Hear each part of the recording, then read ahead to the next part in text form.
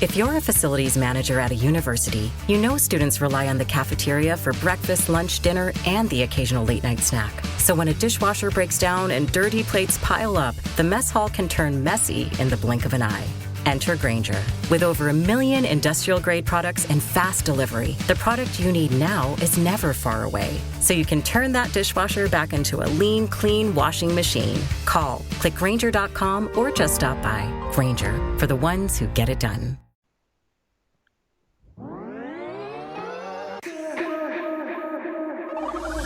Good evening. Welcome to WSBI, your resource for success podcast program, where you get to meet inspiring women-owned businesses from across the country. And now, for your host, Kimberly McElmore. All right. Good evening, and welcome to another night of sharing. With us, we have Katrina Thomas, who is the founder of the nonprofit organization Loving Yourself, No More Abuse, LYNMA. Welcome, Katrina. Thank you. Good evening. Well, I am really excited about having you on. I know we talked a little bit prior, but now let's kind of get into the nitty-gritty of the interview. First thing, what I would like you to do is just tell the listeners a little bit about yourself. A little bit about me. My name is Katrina Thomas. I am originally from Washington, D.C. I am 50 years old. I am a woman of many traits. I am a nurse. I also have this organization that I started. I am just a godly woman who's about being different and bringing a change. So that is basically me. And I definitely want people to know and hear my voice and know that I'm out here doing something positive. So that's what Katrina's about. All right. I'm about helping. Well, I can definitely tell, and with the organization, I cannot wait to hear more about what Loving Yourself is about, and I'm sure the listeners are excited to hear too, and I'm glad to know that you are from this area. I'm right here in Alexandria, Virginia myself, not originally from here, but I've been here for about 14 years, and we're both around the same age. Actually, I got a couple more years right above you. Oh, that's okay. That's okay. Look, I cried because I was turning 50, but I'm good. Yeah, I finally got over that hump, and then I'm like, gosh, I'm gonna be 52 here pretty soon. Oh my goodness! I'm like, oh, that's just too much. So I would have been perfectly staying at the 50, right? Exactly. I said God gets all the glory because some people don't even make it to 50. So I have to say I'm grateful. Amen. Exactly. All righty. So let's dive into a little bit about what really inspired you to do your organization. I guess first give me some background about the organization, and then talk to me, kind of blended in of what really got you into this and why you're doing what you're doing. Okay. The background of Loving Yourself, No More Abuse is that this is an organization that exists of three main people, but I am the founder and the CEO. And the thing is that I really wanted to start something for women, but as I realized it from a child to now, I was in an abusive relationship for years and didn't really even realize it, starting from a child to adult. Mm-hmm. So the thing is that I had to dive and look and search within myself to say, what is it that I wanted to do to really come out here and to show people that you can make a difference out here and you can change your life to make it something positive and show others how to be successful at this and also to become a survivor. So this grinding that I'm doing really started with myself. Mm-hmm. And it brought me to the conclusion of saying, I got to do this and help other people as well, because this is something very serious. It's across the world. And, I want to be an example to others in a positive way. So I really had to sit down and soul search myself and find myself and love myself. And also with me finding God in my life through that situation is what brought us to Loving Yourself, No More Abuse as well. Mm-hmm. Yeah, well, I'm sitting up here listening to your story about why you're doing what you're doing and the understanding about abuse. And, we're kindred spirits here because I'm currently doing a actual book tour from my book, because I'm an author on domestic abuse. And this is a true story and a memoir on my situation that I was in almost 7 years ago, and right here in this local area. And so, when I listen to what you're saying, I try to talk to everybody too, and with the book tours that I'm doing, and talking to people around the cities, different cities we're hitting, and making people understand that my thing is I don't want people to continue to look at me as just a survivor. I want people to look at, and I think the key is that people, we get labeled for everything, and I understand, it's a part of the statistics, it's a part of what the reputation of, here's the awareness, for the month of October. But like you were saying, that the big thing is for me, and I think with the path that you're going, is that, this has to be talked about every single day. And abuse does not just start with the hand of the fist. It's a much bigger picture than that. And you're right. It is a much bigger picture, and you have made a great point. Most people want to do this on, is domestic teenager violence. It's not about that. This is happening every day, every 30 seconds. You know what I mean? And this is something that we need to realize. This is not something that I'm out here and I want to make money. This is my love. This is my passion.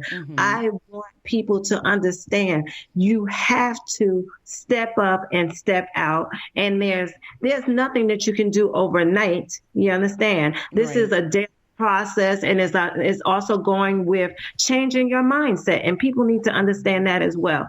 It all starts with you. Thank you. Exactly. You cannot make any steps forward to going anywhere, because it has to start with yourself, and you have to realize everything that's going on with you. And a lot of people talk about it, you understand, but they don't get the real understanding that you have to fix you. Right. In order to go forward. Exactly. And exactly. I mean, you are definitely on the right track. And I think what a lot of people who are sitting in the background don't truly understand, they can be very critical. And I talk about this a lot because, I tell people, look how many years it took for the person who was involved in that abusive situation, how many years it's going to take for you to come out of that and truly understand how to love yourself and to move forward. But at the same time, you don't want to dwell in it, but like you said, the topic has to be discussed every day, because every single day we hear about a new case, and people aren't aware of it. And a lot of times and a part of it is the problem of the individual who's been victimized, is that, even for me, I can remember going through a time of where we actually think that we're saving, our friends and our family by not telling and by not talking about it. And the reality is that is not the truth, because everything that happens to us affects those that we love, the people that we love. So, to hear your organization, and what you're doing, I think is phenomenal. But explain to me a little bit, and the listeners, exactly what you guys provide and do within your organization, your nonprofit. Okay. We, as of Loving Yourself No More Abuse, we also are I'm working on a safe house program.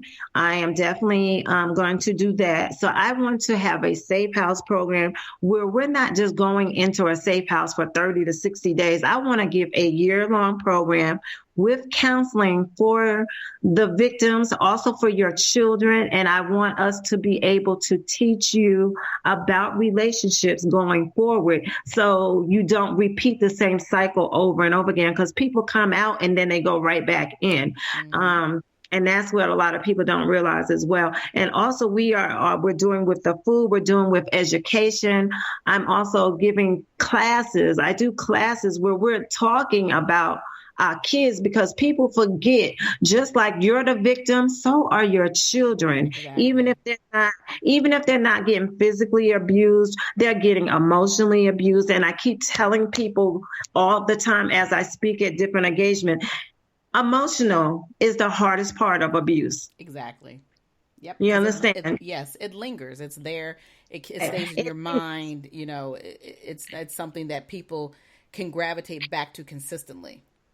Right. And people seem to forget about that, because this is why people can't usually pull themselves away from people, because that emotional attachment is so hard to drop. Now, the physical, of course, we can bandage it. We can put a Band-Aid. We can put alcohol. You can do whatever to to help that. But emotional, you really have to go deep down inside of you and emotionally fix your emotions, because you will carry that on to other relationships, not just saying with another man. You will carry it off through with your kids. You will break relationships, you understand? Absolutely. And it will break up your family altogether. And that's why I said people have to realize this is something where you have to pull together as a family. If you're a woman with kids, everyone involved has to be involved in repairing this. You understand? And getting to a place of saying that we're okay. We have to do this together as a family. It's not just always just that one person. And a lot of people don't tend to look at that. They feel like, you go to a couple of counseling things. And like I'm saying, when you go to these shelters, they do some things, and I'm not going to knock that. But me seeing personally helping women out here, they don't do everything that they say they do. They rush to get you in situations, and sometimes they get you in situations where you're saying, well, this is no better than being where I was. Right. And I think a part of it too is that, what a lot of people understand in these shelters, there's so many problems, there's so many issues, and they're trying to provide cover, but they can't provide everything. And even though they have those services there, the one thing that I think that I learned was that I was never really comfortable dealing with some of the services and programs they provide, because they weren't really trying to help. Like I said, they were just basically, well, here, we're going to get you through this and then you're going to be fine. Well, if that's the case, I can do this on my own. Exactly. And you see how you said that? That's what a lot of women have said to me. I can do this on my own, because I sent a lady to a shelter and she was abused by the supervisor there.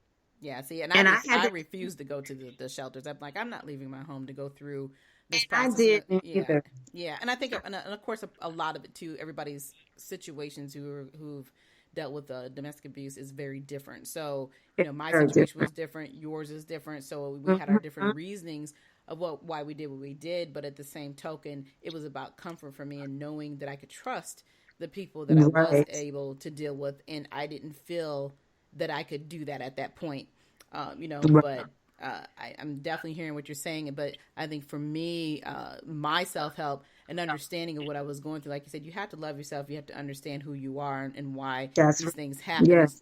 But me being an author and writing my book helped me to see and realize from point A, B, C to D, all up to the day of, and even afterwards, because a lot of the abuse, like you said, it starts as more of an emotional side before it gets to that physical side. But a lot of the issues that happened with me happened after we broke up.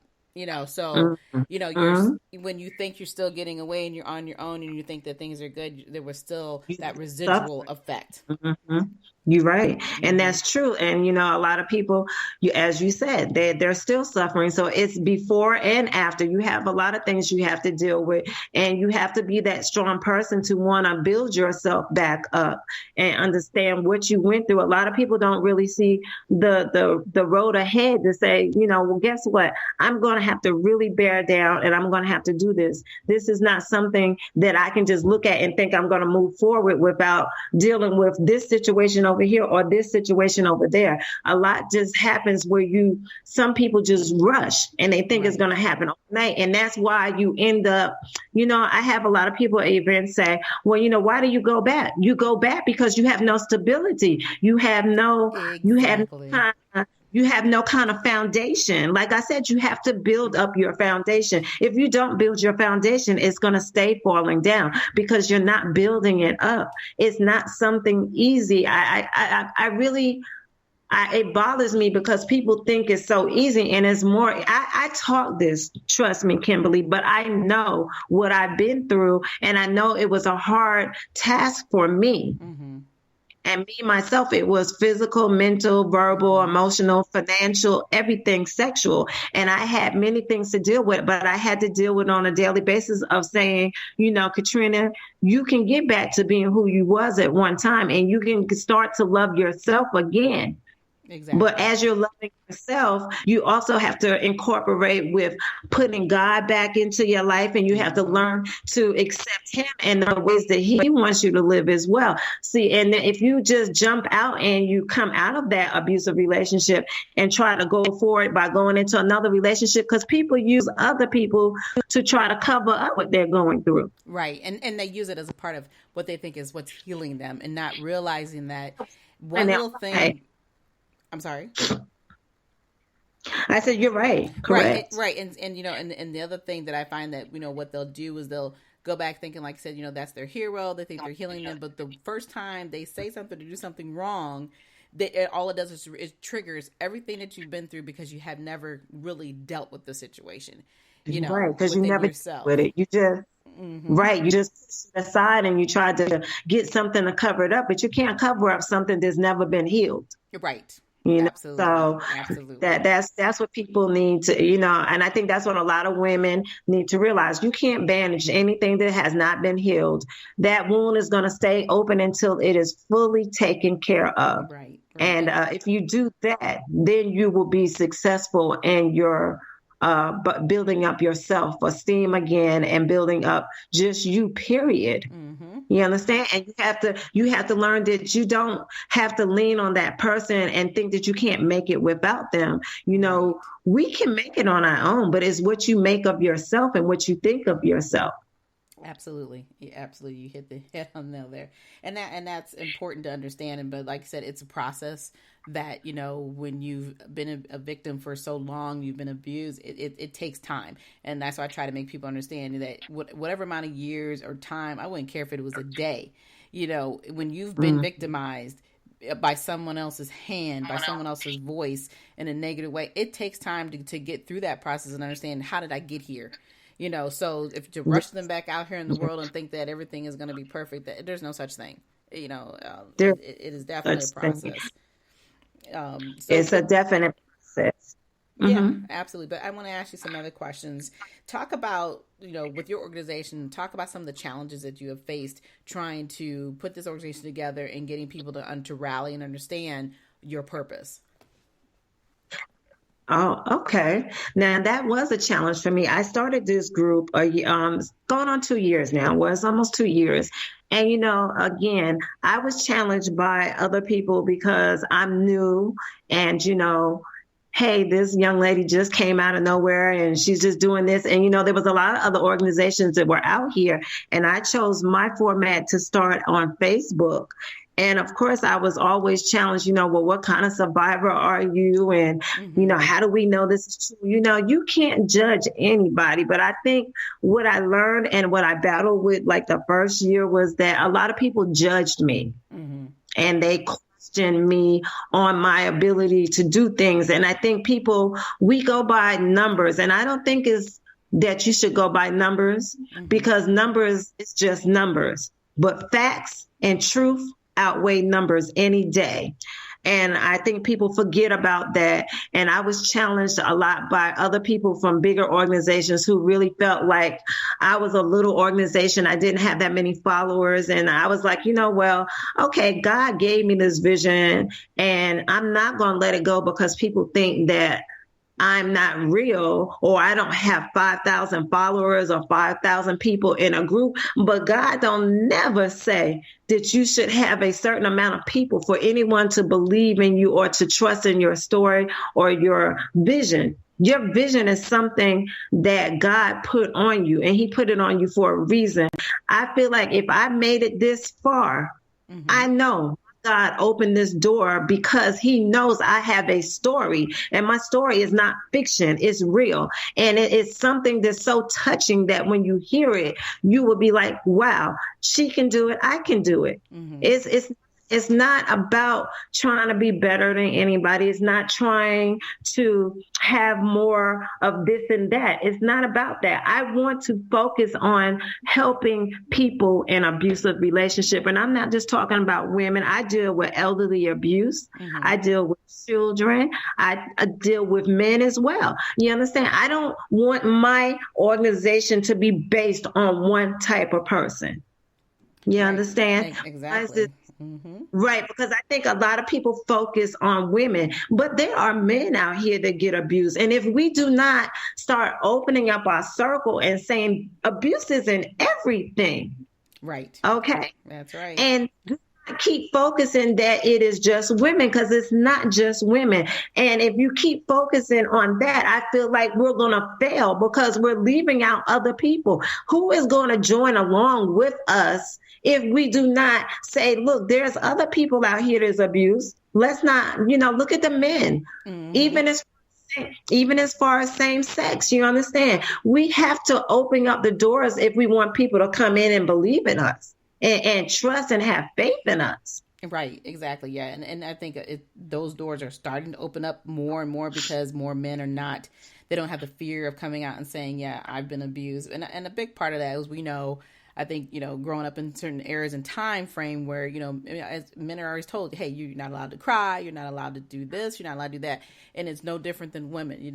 I can remember growing up and hearing and watching other people going through this process of different abuse, and, they would actually just say, well, take it in another room, or, don't talk about this. Everything was always a hidden subject. Right. And that's right. And we don't live in that era and time today. So, even with all the new movements today, whether it's the Move Me Now movement, the women's new movement that they got going on, and all these other things. These things have been going on for years. It's just that now people are finally starting to come out with more of a voice, and because they feel freer to do so. And so I don't try to criticize anybody who's doing anything that's going to be a powerful message, whether it's just for women, whether it's just for men, whether it's for children, or all of the above. But I definitely agree that everybody can come together, and I think there's definitely that agreement that abuse it comes all along the track. It doesn't matter what you look like, short, fat, brown, yellow, blue. Abuse is abuse. Mm-hmm. Abuse is abuse, and that's right. And that is exactly what it is. And that is why Loving Yourself No More Abuse is like reaching out to other organizations to combine so that we can get across to everyone. You understand? We want education. We need more education out here about abuse. And yes, it is getting out. We need also still some laws change, There's a lot of different things, different states that are still back in times. You understand? Right. Yeah. And I think that's even the crazier part is that every state has a different law for this. I'm like, why is it so different? Why can't everybody just come up and agree of the fact that we should have one law across the board? It is what it is. I mean, for many years, just the thought process of how many years it's taken just for women to even be recognized that they're even being abused. Yes. And then, and to know that all these other things are still going on, and like you said, people have the fear of coming out, but now that they are coming out, all the stuff has to be relooked at. But we should not, and each state should not have to have their own process because it's such a huge, big picture. It's a very huge picture, and one of the places that I'm going to talk about that is on May 19th to Charlotte, North Carolina. And they have a whole different law. And it's like, come on, you guys are closing off. And when I say from January 1st, 2018, they had already 10 abusive deaths. And I think that's really sad when you know that you have this and the police are just not doing anything. They're not doing anything as the lawmakers down there to try to make any changes or anything. Right. So I'm on my way to Charlotte, North Carolina, May 19th to talk about that. We're having a luncheon about that. So I am taking Loving Yourself No More Abuse on the road because there's so many people that need to hear this stuff, and we need to get into these places and let these people know we need some laws changed. It needs to be the same. We need to have our victims feel some kind of relief. You understand? Instead of us always feeling like we're in bondage. You understand? Exactly. In bondage, and we're still feeling like, oh my God, well, I can't do nothing. If I call the law, all they're going to do is tell him to get out tonight and he'll be back tomorrow. And not even that, we're still filling up a lot of hospitals and graves. It has to be into this somewhere. Yep. And it has to start with us. It has to start with us. Right, exactly. And a big part of that is just communicating Yes. and educating and talking about it. You can't just sit back and hold it in. You definitely have to be able to learn to communicate and understand what what the resources are available. And then, Right. like we were talking earlier, if it's a resource you don't agree with, it doesn't mean that there's nothing else out there. There's plenty out here. That's It's just right. knowing There's where to plenty. go. Yeah. That's right. And I tell people as me being Loving Yourself No More Abuse, you don't have to directly deal with me. If I have more connections, I'm going to put you onto that. If you're in a different state, I will give you people that you can contact. That's why I said the bigger picture is not just about me. Mm-hmm.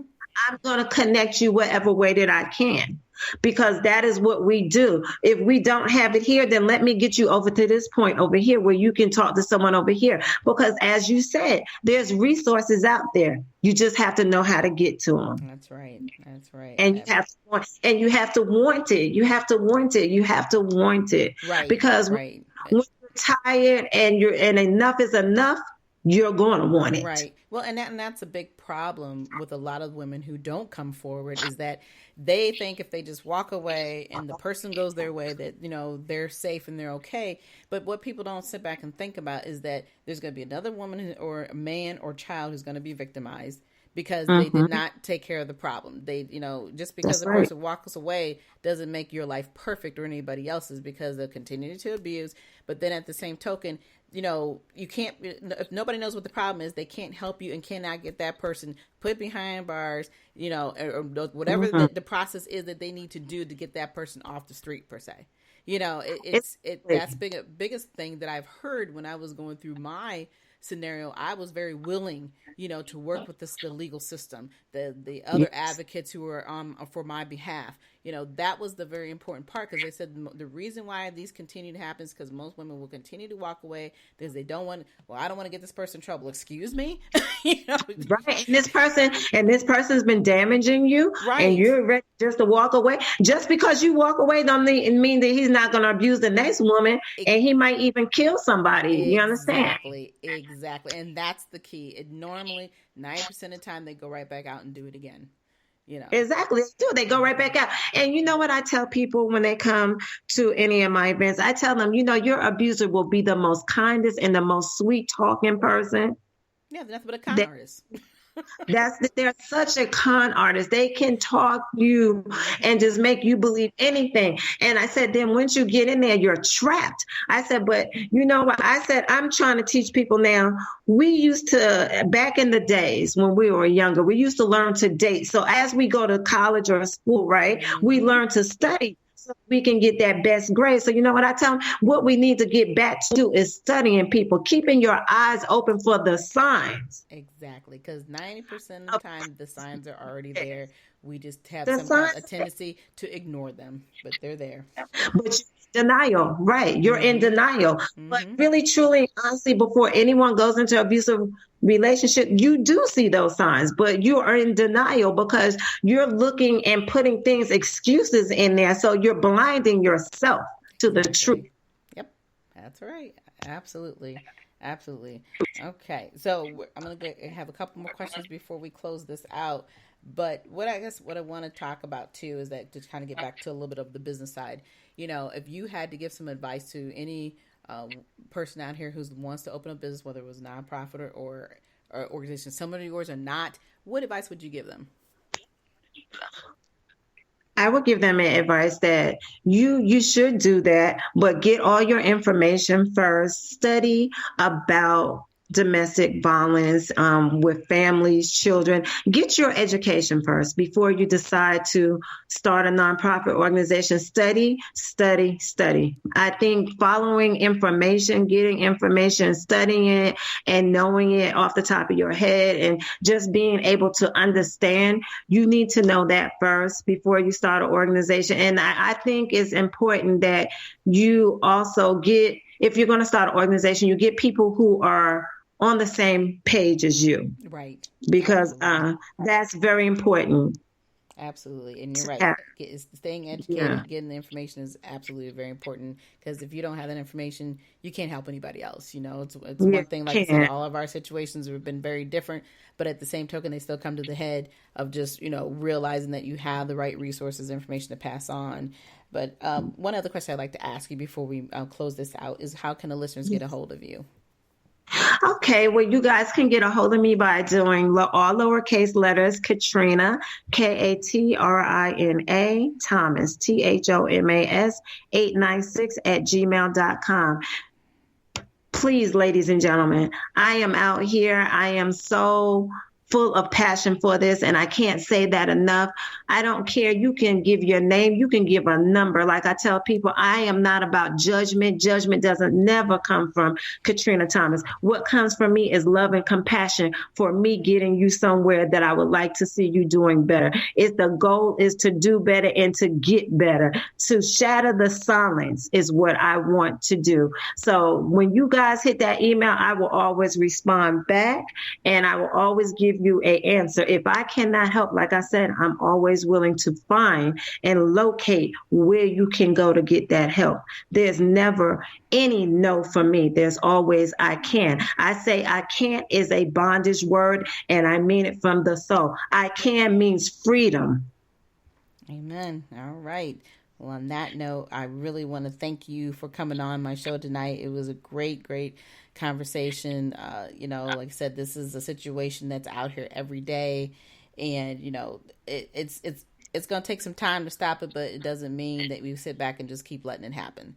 So, like I said, I appreciate you for coming on, and for everyone, it's my pleasure. And for everyone else, like I said, we are on iHeartRadio. Tune in every Thursday evening at 7:00, and we will talk to you all soon. So enjoy the rest of your evening.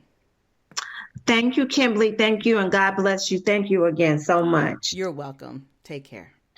You too. Good night, everyone. We will be back next Thursday evening at 7 p.m. Follow us on Spreaker, www.spreaker.com/user/WSBI. View our new WSBI website anytime at www.wsbillc.com and on Facebook, Twitter, YouTube, LinkedIn, and Instagram.